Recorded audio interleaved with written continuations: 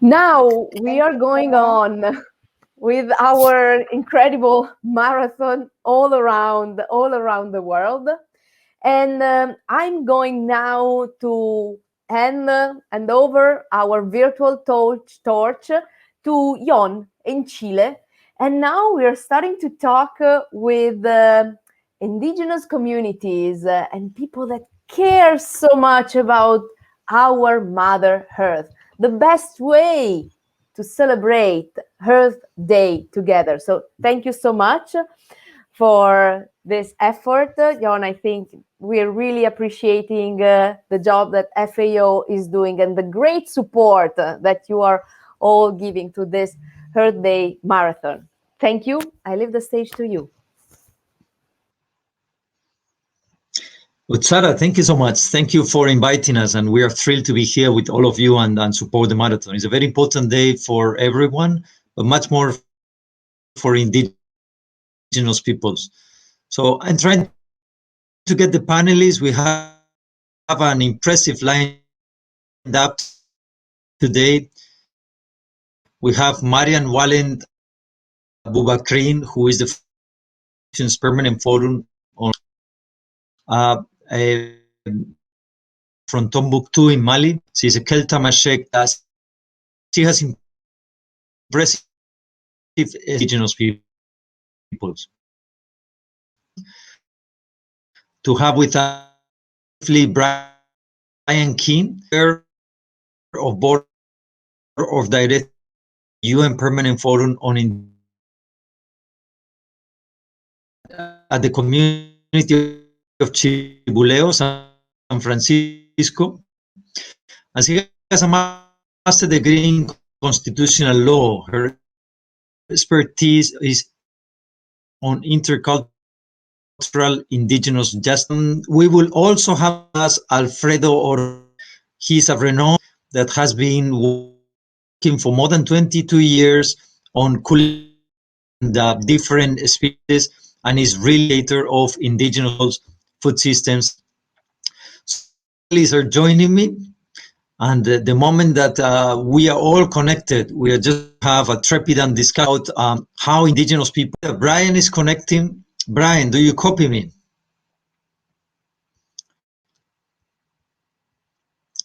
Hi, Brian.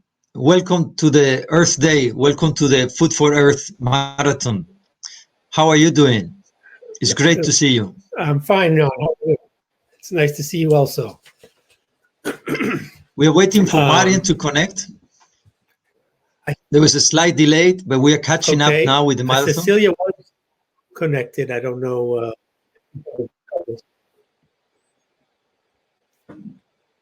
Go on. Excellent.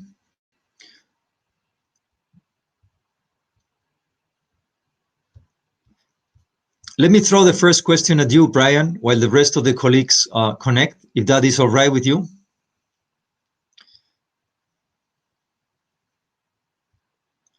Can you hear me, Brian? Yes, that's fine. Sorry. Excellent. So, Brian, I wanted to ask you, in the US, the establishment of protected areas and national parks has been affecting indigenous peoples, displacing them away from their territories. Are there new plans in the US and in other countries to reconcile environmental protection with indigenous people's rights without displacing them? What is going on with environmental protection and indigenous peoples across the world? I think I understood your question. There's a little bit of a lag here. So there are a lot of efforts to ensure that indigenous peoples are not, thrown off of their lands in order to protect the environment. I think on Earth Day, it's very important to talk about these kind of things. The Western model of conservation historically, which started with Yellowstone National Park here in the United States and has been expanded around the world, is to close off areas to human habitation. And most of these areas, whether it's in Africa, Asia, or Latin America, North America, most of these protected areas are places where indigenous peoples have been living for thousands of years. So we know from the science that indigenous peoples are better at preserving biodiversity and safeguarding ecosystems than conservation professionals. We know that the proof is kind of in the pudding, where indigenous people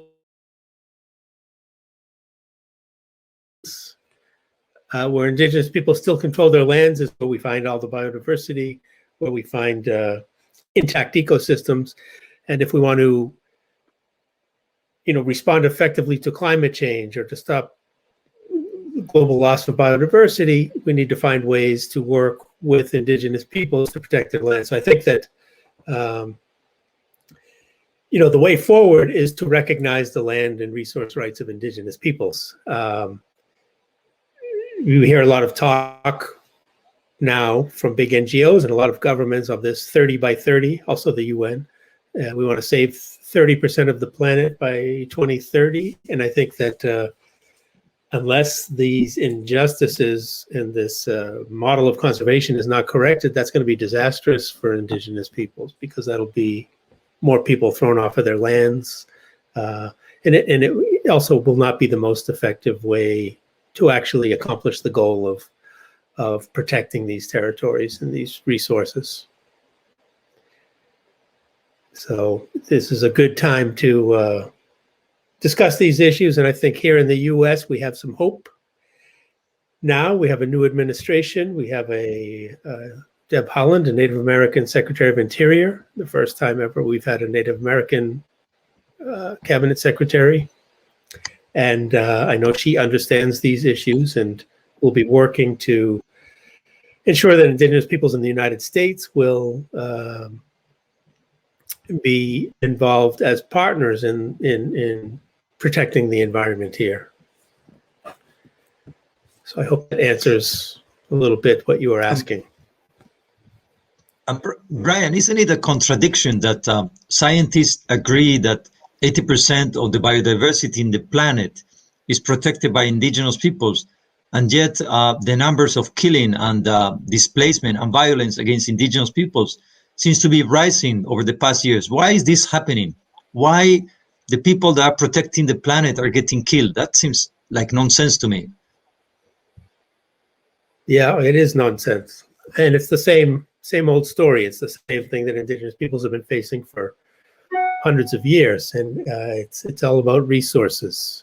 These territories where indigenous people live not only have biodiversity and forests and clean waters, but they also have often have minerals and oil, and you have wood forests, and so you have companies, governments, individuals, sort of organized crime syndicates that want to get their hands on these resources, and they're willing to do pretty much anything to get them. So that's why you have people being threatened, killed, attacked just for speaking out on their rights and for trying to protect their lives, their livelihoods, their villages, their ways of living. And again, if we want to really if we want to solve the big issues, the big problems that we're all facing today, all of humanity is facing, their economic issues, their environmental, ecological issues, conflict issues, then we need to move forward in a way that recognizes and respects the rights of indigenous peoples. And when we talk about the rights of indigenous peoples, we talk about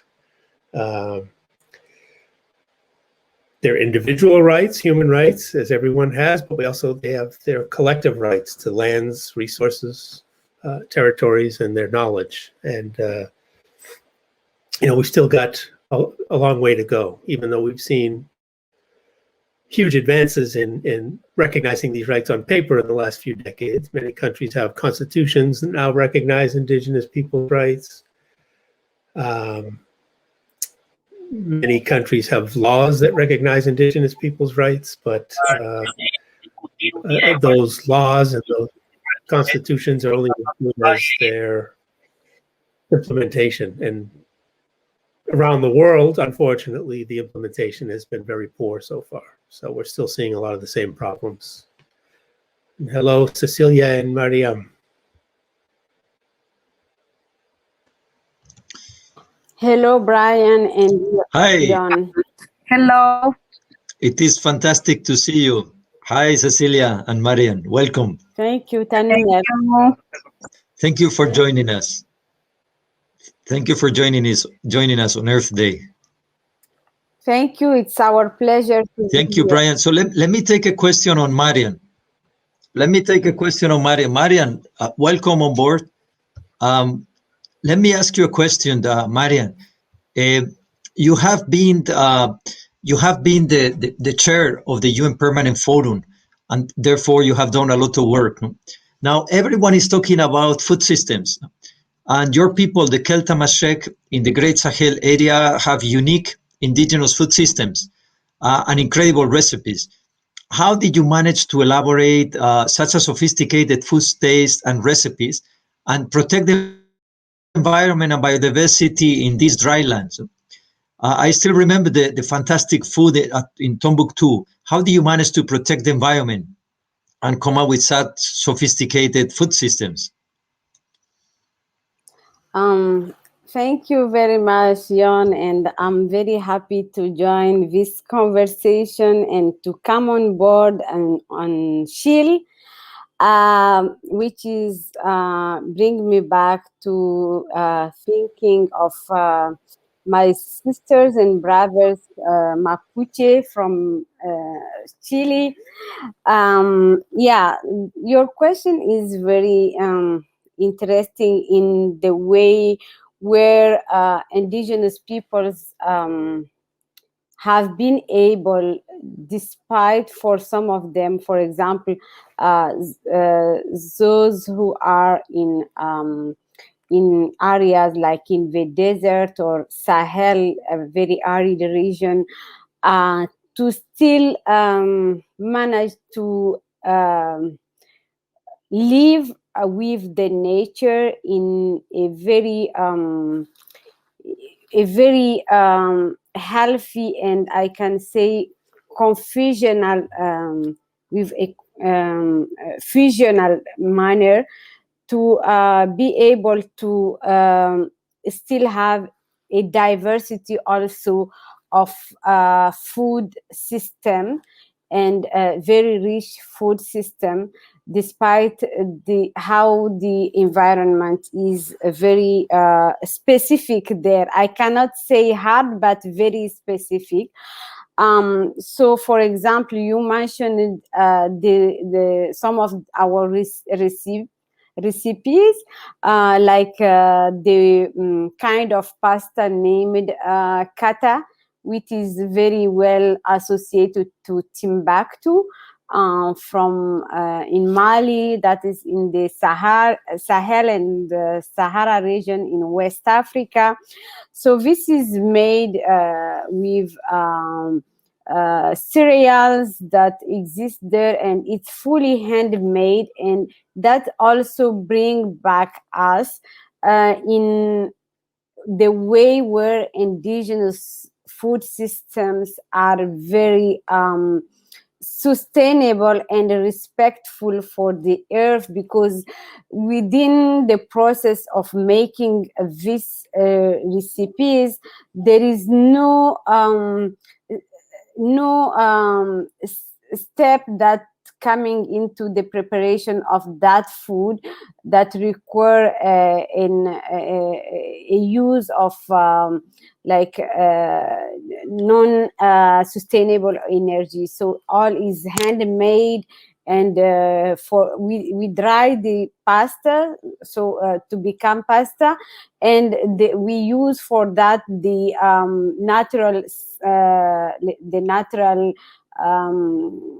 natural wind. So we use wind and the sun, which are in very high level there in Sahel, and Sahara. So that's how this food is made. We have also other food that are come and can grow only in this specific area. On arid areas, we have that one called fonio, which is a very tiny cereal, which is not only a food, actually it's in a diet that can be a very good solution for nutrient, for bringing like glycid into the nutrition, but also very safe glycid for our body.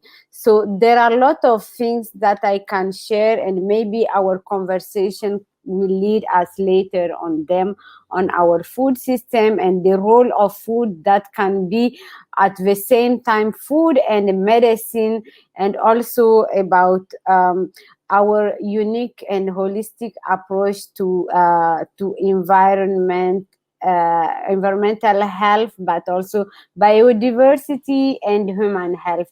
But I think that now I'll give it back to you, Brian, if our friends maybe can reflect, and then I will be happy to come back anytime needed.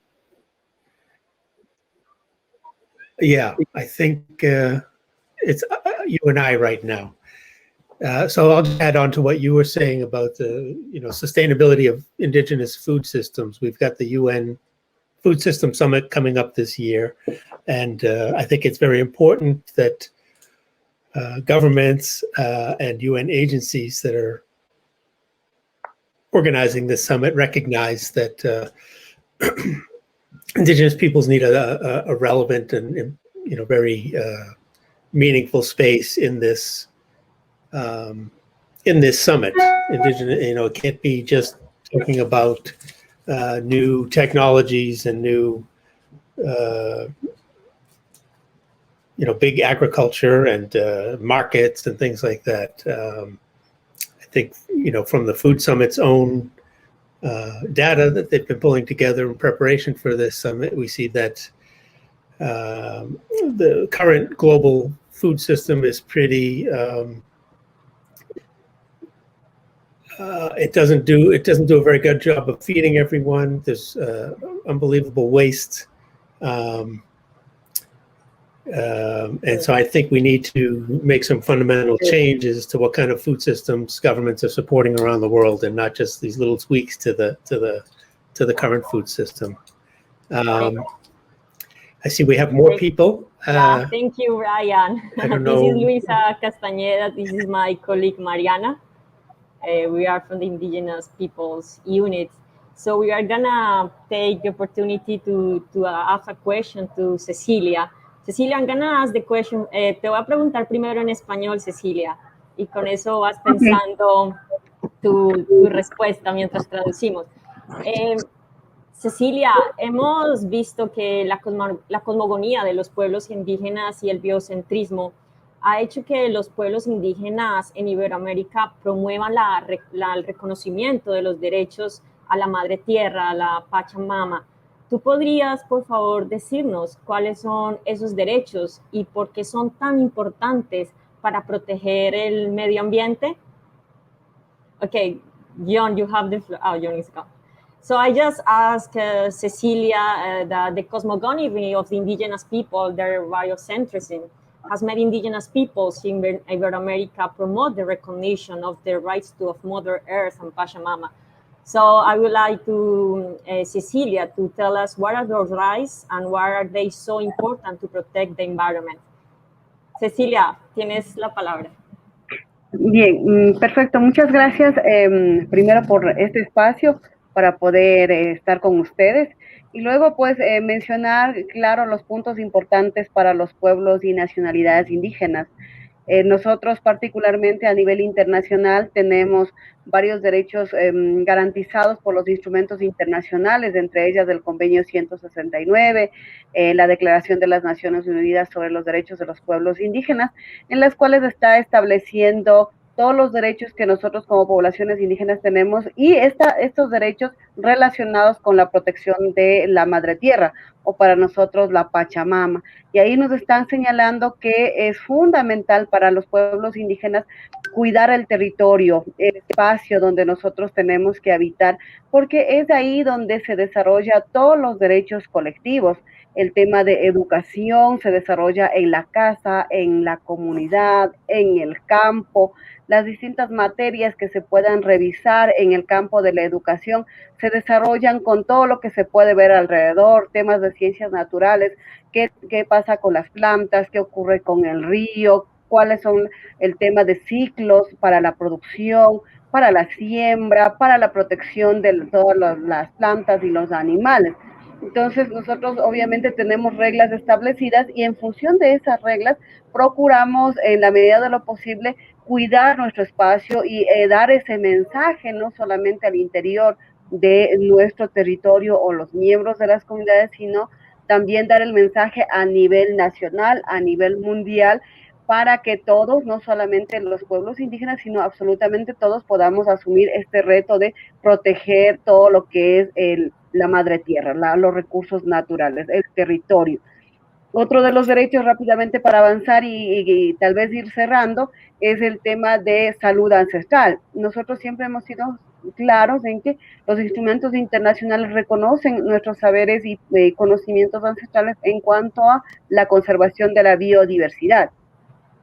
Y cómo conservando esa biodiversidad nosotros podemos utilizar esos mismos elementos que nos da la naturaleza para poder tratar las distintas enfermedades. Y ese reconocimiento de nuestros saberes está garantizado en los dos instrumentos internacionales que les mencioné al inicio, ¿no?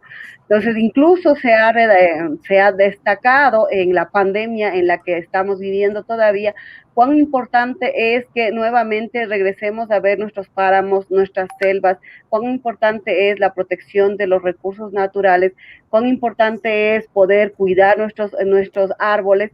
¿Para qué? Para que nosotros podamos tener esta posibilidad de acceder a los recursos naturales y poder tratar todas las distintas enfermedades.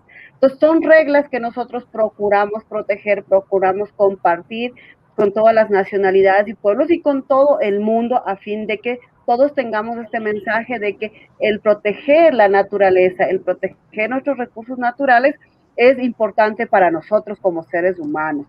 Prácticamente es nuestra casa, la naturaleza, el territorio, el mundo en sí es en donde nosotros podemos habitar junto con los otros seres vivos. Y ahí viene la discusión, como pueblos y nacionalidades, nosotros siempre hemos mencionado que no estamos para explotar los recursos, sino para proteger, porque reconocemos que hay vida, hay naturaleza, hay seres vivos, obviamente tenemos nosotros seres humanos también el tema de varios derechos de consumir algunos productos, de explotar, pero no hasta terminar con todos los recursos, sino más bien hacer una administración adecuada, reconociendo el derecho de los recursos. Podríamos, para hacer la traducción simultánea, un minuto, porfa. Mariana, go ahead, please. Okay. Muchas gracias, Cecilia. Disculpa. Gracias, Cecilia. I will try to make a short translation about the beautiful words that Cecilia has shared with us. She started by thanking for this space, and she highlighted that there are many important points for indigenous peoples, and there are many international instruments that recognize the rights, and these rights are very interconnected to the protection of Mother Earth, Pachamama. The most important for them, for indigenous peoples, is to protect the Pachamama or Mother Earth, because it is there where their life and where all their activities take place. It's in their territory. It's in Mother Earth where they implement their education activities, where they can have their food systems, where they can have their health systems, where they share knowledge and transmit knowledge to younger generations. Like, for example, learning about plants, learning about the river, understanding the cycles of the land, of the food, of the rivers, and learning also very important about the rules to protect and to respect that resources. So Cecilia highlighted that for Indigenous peoples, it's very important to promote this message inside their communities, but also outside their communities. And another relevant point that she highlighted is the ancestral health systems.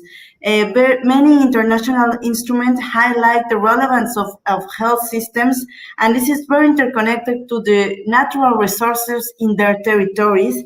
And now that COVID-19 is here and we are facing this pandemic, she highlights the importance to think about coming back to protect our natural resources and to rely on our natural resources for the different necessities like food and health necessities of a community. And she closed her message by saying that Mother Earth, Pachamama, is our home. Is the home for Indigenous peoples, but also is the home for the rest of the humanity. And it is the space where we that we inhabit, but also in sharing the space with other beings, like the natural resources. And she highlights Indigenous peoples and humanity is not here to exploit those natural resources, but to share the space with them and to take profit of them for their necessities, but also taking care of them. I think I translate all the message. I don't know if Luisa, you want to add something else, or we conclude. Thank you so Gracias, much, Cecilia. Mariana and Luisa. Thank you, Cecilia. I want to welcome Alfredo. Alfredo, thank you so much for being with us. Let me throw the next question at you. Chefs have an essential role in molding what we eat. Do you think that our way of eating has an effect on the environment? Do diets and foods affect the sustainability of natural resources? What do you think? Alfredo, welcome. Thank you, John. Thank you for the invite. I'm very honored to be here. And well, first of all, I will answer the question. Of course, that the way that we eat is totally connected with either evolution of our world in a good manner, or every time that we have to make a decision. I think that the way that we have been deciding what to eat, and I mean we have not made like great decisions. I believe that we should follow the cosmologic vision of Indigenous people. Every time that I have been able to share conversation with Indigenous people, either with Marian or with Cecilia or with Mama Malia, I always learn from them, and it's very awkward that the way that we people behave is totally on the contrary of what they have been telling us, and it for me is very frustrating, and that's why I get so excited, and it's difficult for me to talk because it's not it's as a human being, as a father of two little kids, I believe that the only way for humanity to continue is to follow the way that Indigenous people have been connecting with food and earth, and the power that they have been using from food in order to live longer and to have better lives. So in order to answer your question, yes, of course it is connected. It is connected not just with sustainability, but it is also connected with health. And well, I think that will be like the short answer. Thank you so much, Alfredo. Thank you so much. One essential element of Indigenous peoples, you just mentioned it, which is the spirituality. So I wanted to ask Marian. Marian, tell us a little bit about the Indigenous people's sacred areas. How does spirituality, food systems, culture, and languages, in a way, protect Mother Earth?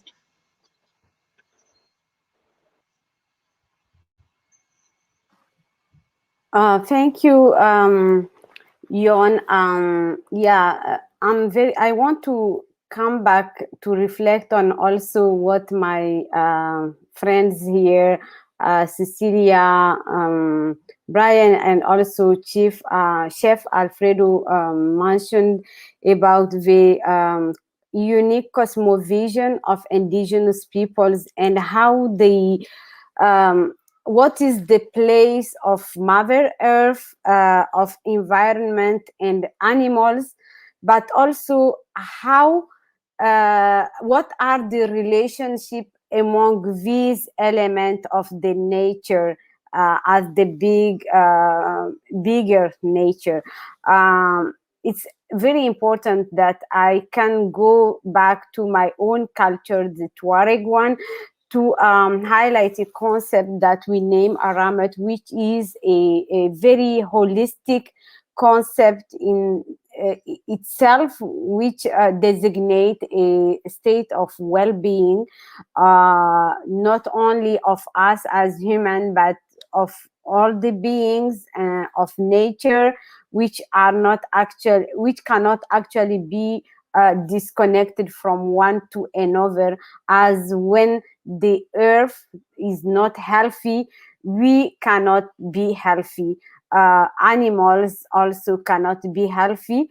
And all what we are connected to and we define ourselves by, like our languages, our cultures, our mountains, our waters, our deserts, all of them cannot exist if there is a disequilibrium, like a loss of balance among them.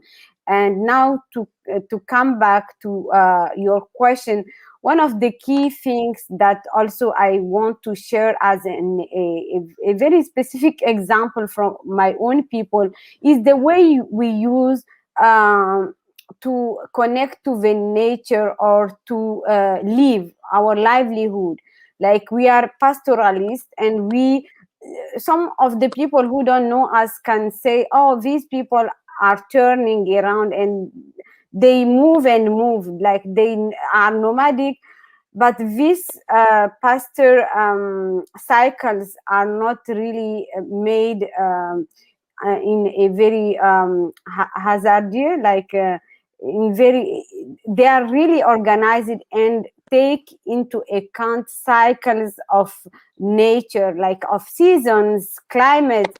For example, there is a specific time when we have to move from one place to another, and it's for saving the resources and to allow to the land to regenerate, for being fertile for the next rainy season, for example, for us, which is very important because our animals feed themselves by the grass from one season to another one. So this is really important. Now, coming to spirituality, for example, for us, this can be found among several indigenous peoples. For us, the desert is Tenere, and Tenere don't has only a physical meaning. It has also a very spiritual meaning, but also place, and it is associated to a concept of Esuf, which is specifically a specific mind or state of mind that we need to find ourselves sometime. It's at the same time loneliness, but that loneliness that bring people to find themselves and make point about how they want to organize themselves, and so and so. So there are a lot of wise and knowledge and technique that are embodied in both our languages, but also, as I gave some example, Tenere, Asuf, etc., but also in the way we live. for a sustainability of the Mother Earth, of also of human beings and all the beings on that earth. We are interlinked and interconnected as beings and with Mother Earth. So we all in this planet have to make decisions about the future behavior that we want to have to save the earth, and this has to be really funded on indigenous knowledges and technologies, and how we have to go back to them and really understand their way of thinking, their way of doing things, and to elevate their sciences as science, because it's science and it has been developed for millennials. It's not something that has been developed for the last century. We know about the danger of not respecting the nature, and we have the real tools. So believe on indigenous peoples and go back to them to understand and to move together to save the earth. Thank you. Very powerful messages, Marian. Thank you so much. We need to start wrapping up, but I want to give a quick question to Cecilia and another one to Alfredo, since they joined us. I don't want to miss the opportunity of all the knowledge you have. So, Cecilia, let me ask you a question in Spanish. Iberoamérica es la región del mundo con el mayor número de países que han aprobado el convenio 169. Pero también la región más peligrosa del mundo para los defensores de la tierra y líderes indígenas. ¿Cuáles son los avances regionales en cuestiones de interculturalidad, en políticas y justicia medioambiental? ¿Y cómo pueden las nuevas políticas proteger a los pueblos indígenas, que a su vez están protegiendo la biodiversidad del planeta? Efectivamente, hemos visto algunos avances importantes a nivel mundial. Bueno, particularmente hablando por América, tenemos algunas constituciones de varios países que reconocen el pluralismo o la existencia de pueblos y nacionalidades. Eso es un reto importante que nosotros hemos logrado, porque ya que el Estado, sea cual sea, reconozca que hay una gran diversidad de pueblos indígenas y a la vez reconozca que cada pueblo y nacionalidad tiene saberes y conocimientos, sus reglas de convivencia en la comunidad, es importante. Si bien, no sé si termino la idea o podrían ayudarme con la traducción para no hacer una sola. Termino la idea entonces.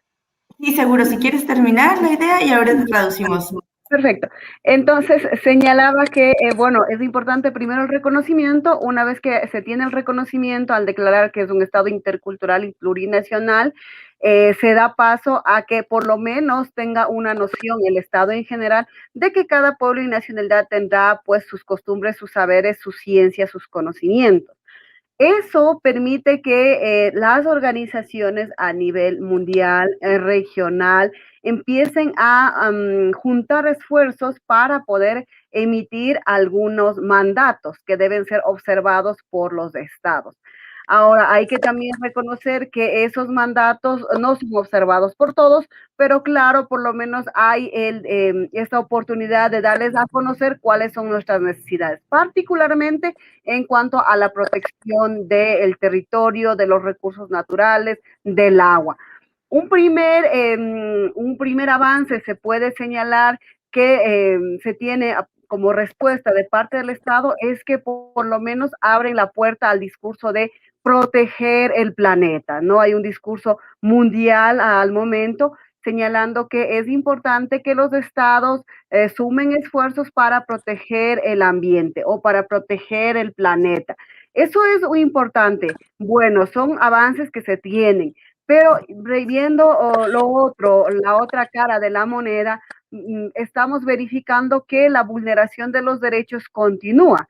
El Estado dice, sí, reconozco que hay pueblos, reconozco que hay reglas, ustedes tienen derechos, pero yo necesito recursos para poder seguir administrando todos los temas de políticas públicas. Y para poder administrar el Estado yo necesito recursos y por lo tanto voy a explotar el territorio y sacar minas o sacar petróleo. Entonces vemos que si bien hay un avance, también tenemos retrocesos al momento que hay este doble discurso y simplemente sin consultar a los pueblos y nacionalidades siguen explotando los recursos naturales. Ahí hay un llamado también a las organizaciones nacionales, regionales y mundiales a sentarse, a establecer algunas estrategias, incluso de acuerdo a los nuevos discursos de las nuevas autoridades que se ha tenido en los últimos tiempos. Este año hemos tenido varios cambios de presidentes, entonces tendríamos, y el año anterior también, y entonces nos invita pues a establecer retos como pueblos y comunidades en coordinación con algunas contrapartes que tenemos a nivel mundial. Entonces, eso es lo que podríamos señalar hasta el momento. Gracias, Cecilia. Thank you. I will make the translation. So Cecilia highlighted that there are strong advances in relation to the recognition of different international instruments that recognize indigenous people's rights, like the ILO 169 agreement. And also there is an important recognition by constitutions, by national constitutions, recognizing the diversity of peoples, the diversity of nations within countries. And this is a big step because it recognizes the rules, the way of living of indigenous peoples and the differences between each people. This has allowed that this recognized that each indigenous people has different type of knowledges, and also it allows that international organizations generate more and more rules that can be followed by states to protect indigenous peoples and their relation with natural resources like forest and water bodies. This also opened the doors to the discussion about how to protect Earth, how to protect Mother Earth. And Cecilia just closed her message saying that we have very good advances in the law recognition, but unfortunately, there is a double speech. Once we have the legal recognition, but also many states say that they need the resources to administrate their state, and they continue using those resources, extracting these resources from their land, even if there is a law that recognizes their right. So she closed by saying that this is a call to international organization to establish some strategies to can address this double speech about how to implement the laws and the policies that are there in the Constitution. Thank you. Gracias, Cecilia. Thank you so much, Mariana. Gracias, Cecilia. We need to start closing, and I would like to ask the last question to Alfredo, and we will close with that. Alfredo, what can chefs do to save the planet? Since I met you, I felt your respect and admiration for indigenous peoples. You have millions of followers. What can chefs like you do to save the planet? Over to you, and we will close with your 1 minute.